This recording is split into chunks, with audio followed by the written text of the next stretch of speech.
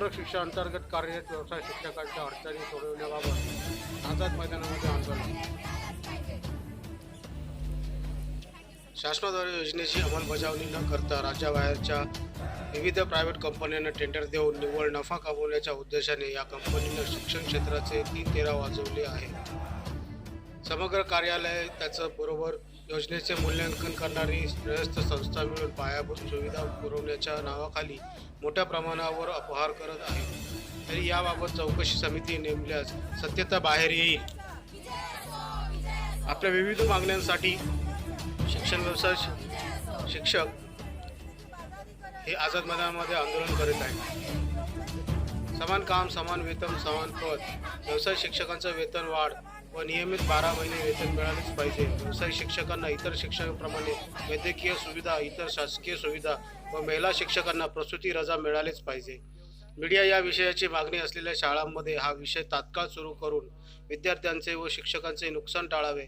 हे हेल्थकेअर हा विषय बंद करण्यात येऊ नये. मार्च 2020 पर्यंत कार्यरत असलेल्या शिक्षकांना कोविड महामारीत बेरोजगार करण्यात आले. या सर्व शिक्षकांना पुनश्च नियुक्त करण्यात यावे अशा मागणी धरून आज आझाद मैदानामध्ये आमरण उपोषण सुरू आहे.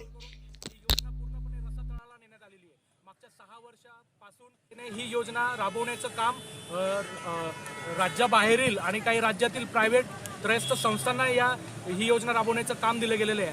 आणि त्याच्यामुळे ह्या ज्या प्रायव्हेट कंपन्या आहेत तर त्या ह्या कंपन्या फक्त आणि फक्त निव्वळ नफाखोरीचं काम या ठिकाणी करत आहेत. परंतु ग्रामीण भागातील मुलं जे कौशल्याभिमुख व्हायला पाहिजे होते त्यांच्यासाठी जी योजना प्रभावीपणे राबवली गेली पाहिजे होती ती कुठलीही प्रकारची योजना राबवली गेली नाही पाहिजे. शिक्षकांच्या खूप सामान्य काही मागण्या आहेत. आमच्या महिला शिक्षकांना प्रसूती रजा मिळण्यापासून वंचित ठेवलं जातं. केंद्र शासनाच्या आणि राज्य शासनाच्या GR आहे की शासन सेवत असलेल्या किंवा प्रायव्हेट ठिकाणी असलेल्या सगळ्या महिला कर्मचाऱ्यांना प्रसूती रजा मिळाली पाहिजे. परंतु या योजनेमध्ये महिलांना प्रसूती रजा मिळत नाही आणि त्यांना कामावरनं कमी केले जाते.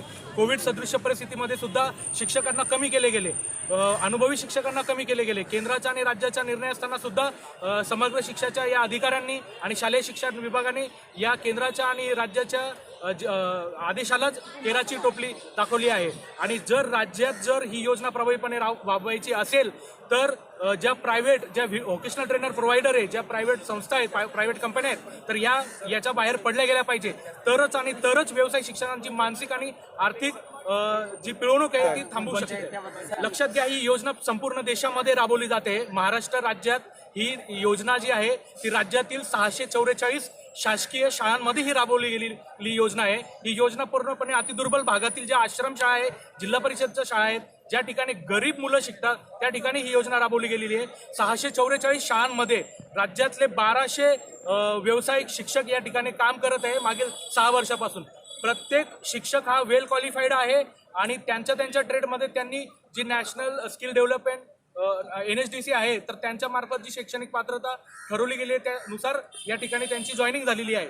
परंतु आता ज्या शिक्षकांची जी जॉईनिंग केली जाते आहे तर त्याच्यात खूप मोठ्या प्रकारात भ्रष्टाचार होते आणि शासनाने याची चौकशी समिती नेमून आमच्या सगळ्या व्यवसाय शिक्षकांना न्याय दिला गेला पाहिजे ही आमची मागणी आहे. व्यवसाय शिक्षकांचा आवाज बुलंद केलेला आहे.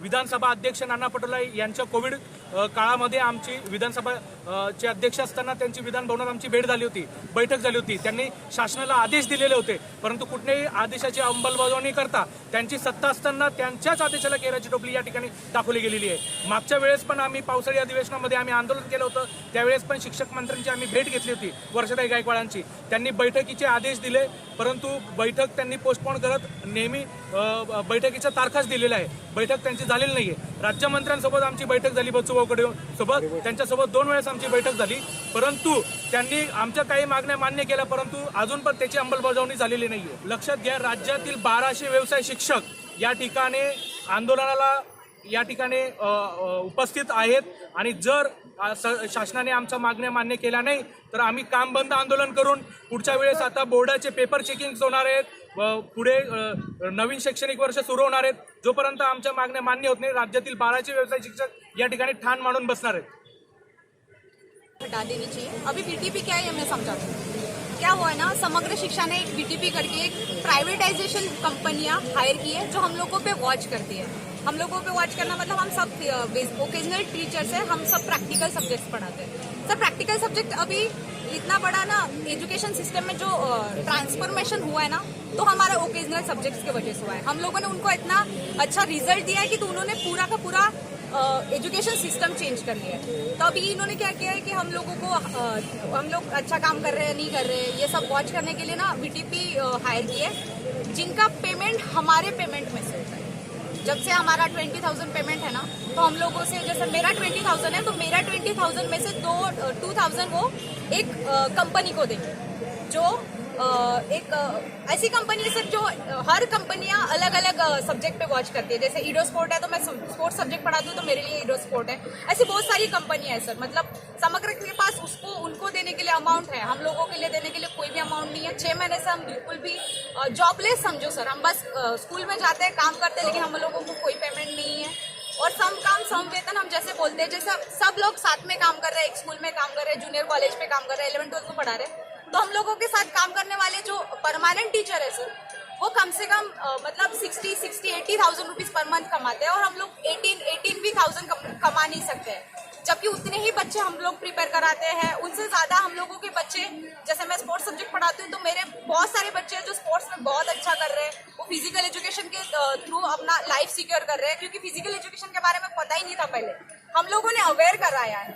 अभी ऑटोमोबाइल के थ्रू बच्चे क्या कर सकते हैं ये बच्चों को थोड़ी पता होगा ना सर, हम अवेयर करेंगे, हम सिखाएंगे तभी वो सीखेंगे ना।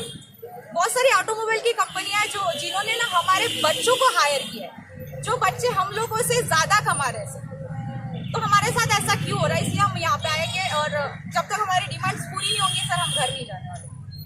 2 वेळा आंदोलन केलेलं आहे। मागच्या वेळी कोरोनामध्ये आम्ही इथे आलो होतो, आमची वर्षा गायकवाड सोबत सुद्धा मीटिंग लागलेली होती आणि बच्चूभाऊ कडून सोबत आमचं बोलणं झालं होतं, पण त्याच्यानंतर असं ते इम्प्लिमेंट करण्यात आलं नाही। त्यांनी सुद्धा आम्हाला ऑर्डर दिले होते, पण कोणीही ते ऐकलं नाही किंवा त्याच्यावर काही इम्प्लिमेंट झालं नाही। त्याच्यामुळे आम्ही यावेळेस जे आलो आहे तर आम्ही ठरवून आलो आहे की जोपर्यंत आमच्या मागण्या पूर्ण होत नाही तोपर्यंत इथून जायचं नाही।